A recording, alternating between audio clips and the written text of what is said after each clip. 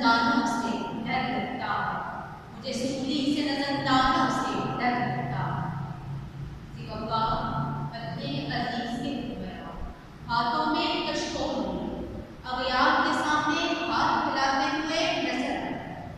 जो ना सिर्फ इस मुल्क के तशद्दुद को पामाल करते हैं, बल्कि हमारी आने वाली नस्लों को भी गदागरी जैसी शर्मनाक आदत से मुनाफिक करवा रहा है।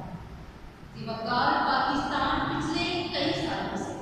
अमेरिका से कई हजार डॉलर रकम वसूल कर चुका है। इमदाद में इमदाद देने की ये वजह जब इन हुक्मरानों से पूछी जाती है तो जवाब आता है कि पाकिस्तान एक गरीब मुल्क है, लिहाजा इमदाद देने के सिवा कोई चारा नहीं। सिवक्कार जब मैंने ये अल्फाज सुने तो सोचा कि क्यों ना जरा इन कलमात पर एतबार करते हुए अपने घर से बाहर निकल कर तो देखूं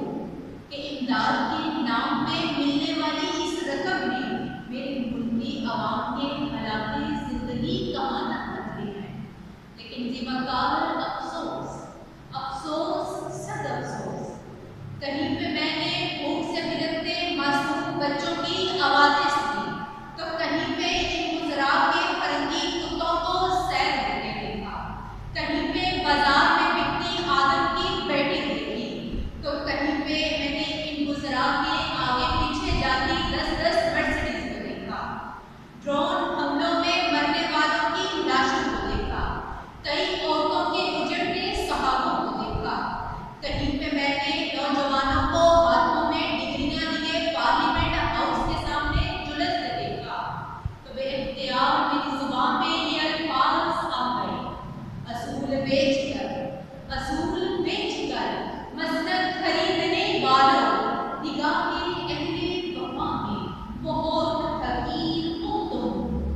वतन का पास न तुम्हें था न है न होगा,